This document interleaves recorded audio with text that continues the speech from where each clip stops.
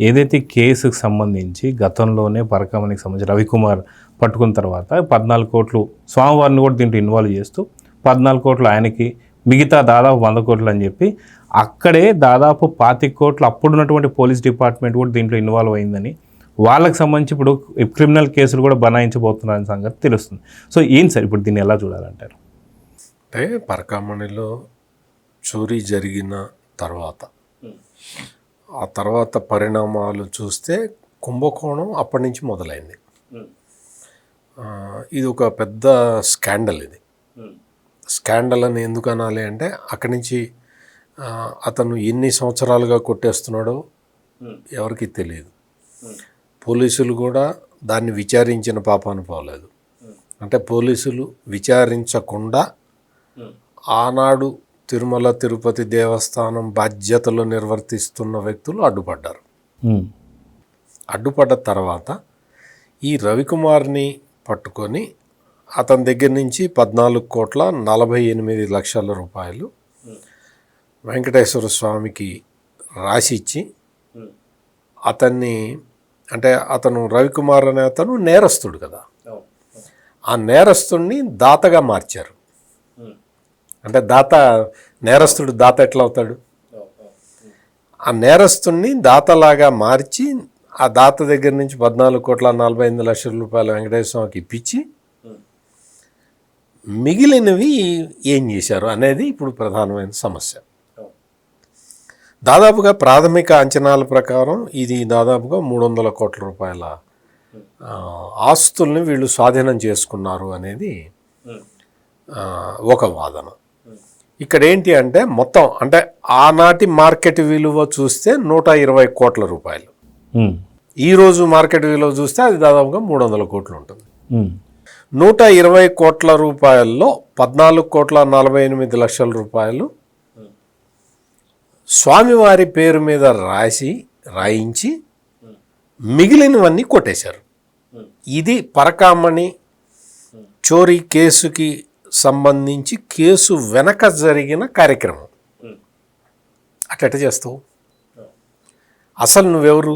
లోక్ అదాలత్లో రాజీ చేయడానికి నువ్వెవరు? డబ్బులు నీవి కాదు, దొంగతనం చేసేది నువ్వు కాదు. వెంకటేశ్వర స్వామి డబ్బులు ఎవరో వేరే అతను దొంగతనం చేస్తే నువ్వెట్ట రాజీ చేస్తావు? ఇది ప్రధానమైన సమస్య. ఇందులో ఆ రాజీ చేయటానికి వీలుగా ఈ ప్రక్రియ, అంటే ఆ రోజు పరకామణిలో చోరీ జరిగిన దగ్గర నుంచి, ఆ చోరీని పట్టుకున్న దగ్గర నుంచి, ఆ తర్వాత లోక్ అదాలత్లో రాజీ చేసిన దగ్గర నుంచి, ఆ తర్వాత ఆస్తులన్నీ రాయించుకున్న వరకు ఈ విషయాలన్నీ జగన్మోహన్ రెడ్డికి తెలుసు. మీరెట చెబుతారు అనొచ్చు. ఆయనే పూసగుచ్చినట్టు అన్నీ చెప్పాడు. మనకి తెలియని విషయాలను కూడా ఆయన చెప్పాడు. ఎట్లా అయితే బాబాయ్ వివేకానంద రెడ్డి మర్డర్ని పోలీసులు కూడా ఇంకా గొడ్డలు పెట్టి నరికారు అని చెప్పక ముందరే గొడ్డలు పెట్టి వేశారు, ఇక్కడ ఒకటి తగిలింది, అక్కడ ఒకటి తగిలింది అని చెప్పినట్టు ఈ పరకామణి కేసులో కూడా అన్ని వివరాలు చెప్పాడు. ఆయనే చెప్పాడు. లేకపోతే ఇన్ని వివరాలు బయటికి కూడా వచ్చేవి కాదు. ఇక్కడ ప్రధానమైన ఇంకొక విషయం ఏంటంటే ఇది అల్టిమేట్ బెనిఫిషరీ ఎవరు అనేది ఇంకా తేలాల్సి ఉన్నది. ఇక్కడ ఈ కేసులో పోలీసు అధికారులు కూడా ఇన్వాల్వ్ అయి ఉండటమే అత్యంత దురదృష్టకరమైన పరిణామం. పోలీస్ అధికారులు ఉన్నారు.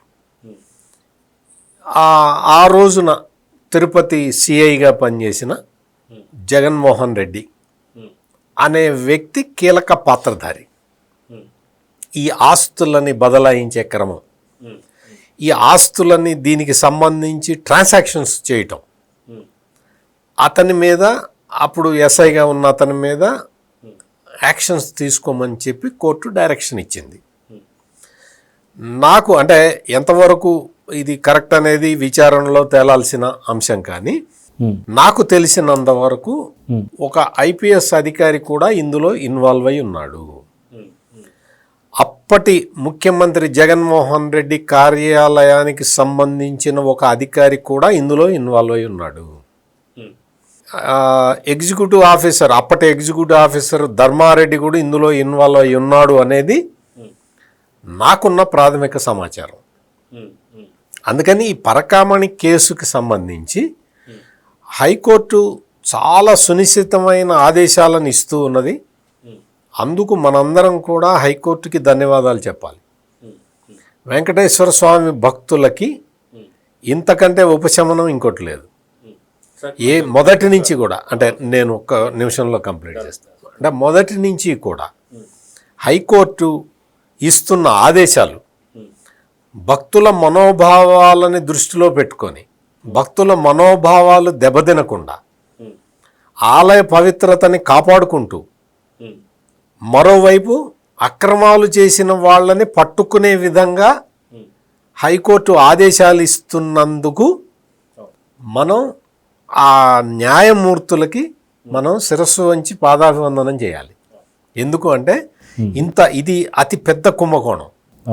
ఈ 120 కోట్ల రూపాయల కుంభకోణాన్ని ఒక్కొక్కటి సీల్డ్ కవర్లో వాళ్ళు సమాచారం తెప్పించుకొని తగిన ఆదేశాలు ఇస్తూ ఉన్నారు. ఆదాయ పన్ను శాఖ అధికారులను కూడా ఇందులో ఇన్వాల్వ్ చేయమని చెప్పారు. ఎన్ఫోర్స్మెంట్ డైరెక్టరేట్ ఆఫీసర్లను కూడా ఇందులో కావాలంటే వాళ్ళను కూడా ఇన్వాల్వ్ చేయండి అని ఆదేశాలు ఇవ్వటము. ఈ రోజున ఎవరైతే పోలీస్ ఆఫీసర్లు ఉన్నారో, స్థానికంగా ఆ రోజు తిరుపతిలో పనిచేసిన సిఐలు, ఎస్ఐలు, వీళ్ళందరి మీద కూడా క్రిమినల్ చర్యలు తీసుకోండి అని హైకోర్టు ఆదేశాలు ఇవ్వడం అంటే అది మామూలు విషయం కాదు. ఇంకా నేను ఇంతకు ముందర చెప్పినట్టు ఈ సిఐ స్థాయిలోనే ఇది జరిగింది కాదు, పెద్ద స్థాయిలో ఇంకా చాలామంది ఇందులో ఇన్వాల్వ్ అయి ఉన్నారు. దయచేసి ఆ విషయాలను కూడా బయటికి తీసుకురండి. ఒక ఐపీఎస్ ఆఫీసర్ ఉన్నాడు, ఆనాటి సీఎంఓలో పనిచేసిన ఒక అధికారి ఉన్నాడు, అప్పటి కార్యనిర్వహణ అధికారి ధర్మారెడ్డి ప్రమేయం కూడా ఇందులో ఉందేమో. ఈ విషయాలన్నింటినీ కూడా పరిశీలించాల్సి ఉంది. అందుకని ఈ పరకామణి కేసుని అదొక చిన్న కేసు, అదొక బుల్లి కేసు, అదొక బుడ్డ కేసు అని జగన్మోహన్ రెడ్డి ఎన్ని నక్క వినయాలు ప్రదర్శించినా స్వామివారు తన సొమ్ముని తాను వసూలు చేసుకునే వరకు ఆ కలియుగ దైవం వెంకటేశ్వర స్వామి ఆయనేమీ విశ్రమించడు. అందుకని ఇప్పటికైనా ఇందులో ఇన్వాల్వ్ అయి ఉన్నవాళ్ళు, ఆస్తులు తమ పేరు మీద రాయించుకున్న వాళ్ళందరూ బయటికి వచ్చి స్వచ్ఛందంగా స్వామివారి ముందర లొంగిపోవాల్సిన అవసరం ఉన్నది. అట్లా లొంగకపోతే వాళ్ళు తగిన మూల్యం చెల్లించక తప్పదు. సార్ ఇందాక మీకు అదే చెప్తున్నాను సార్. వెంకటేశ్వర స్వామిని దీంట్లో ఇన్వాల్వ్ చేస్తూ ఆయనకి 14,48,00,000 ఆయనకి రాసిచ్చారంటే, అంటే వెంకటేశ్వర స్వామి చెప్పారా, లేదు నా దగ్గర 14,48,00,000 దొంగిలించాడు, నాకు ఇది తిరిగి ఇచ్చాము అంటే ఎలా? అంటే లోక్ అదాలత్లో ఇద్దరు వ్యక్తుల మధ్యన రాజీ చేయొచ్చు. సో దేవుడికి మనిషికి రాజీ చేశారంటే దీన్ని ఎలా చూడాలండి? అదే ఇప్పుడు ఈ విషయాలన్నీ కూడా బయట ప్రపంచానికి తెలియక ముందరే జగన్మోహన్ రెడ్డి వచ్చి చెప్పాడు. అక్కడే అనుమానం వస్తున్నది. నీకు తెలియకుండా నువ్వు ఎట్ట చెప్తావు? ఇప్పుడు నేను మీతో ఇన్ని విషయాలు చెప్పా, నాకు ప్రత్యక్షంగానో పరోక్షంగానో నాకు ఒక జర్నలిస్ట్గా నాకు సమాచారం వస్తే నేను మీతో చెప్పగలుగుతాను. అట్లాగే జగన్మోహన్ రెడ్డి ఇవన్నీ స్వయంగా పర్యవేక్షించాడా, లేదు ఎవరైనా చెప్పారా? చెబితే ఎవరు చెప్పారు? ఆయన ఇంకొక మాట కూడా అన్నాడు, నేను చాలా న్యాయ కోవిదులతోటి సలహా తీసుకున్నాను అన్నాడు లోక్ అదాలత్లో రాజీ చేయటానికి. నువ్వెవరు సలహా తీసుకున్నావు? అసలు సలహా తీసుకోవడానికి నువ్వెవరివి? నువ్వు తీసుకున్న, నీకు లోక్ అదాలత్లో రాజీ చేసుకో అని చెప్పిన ఆ న్యాయ కోవిదులు ఎవరు?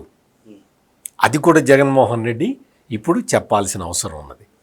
ఇదేంటి మొత్తం అంతా ఈ టోటల్ ఎపిసోడ్లో దొంగలందరూ దొరికిపోయిన తర్వాత వచ్చి చెప్పే ఈ అప్పబాబు కబుర్లని న్యాయస్థానాలు పట్టించుకోకుండా వాళ్ళు తగిన ఆదేశాలు ఇస్తూ కేసును ముందరికి తీసుకెళ్తూ ఉన్నారు.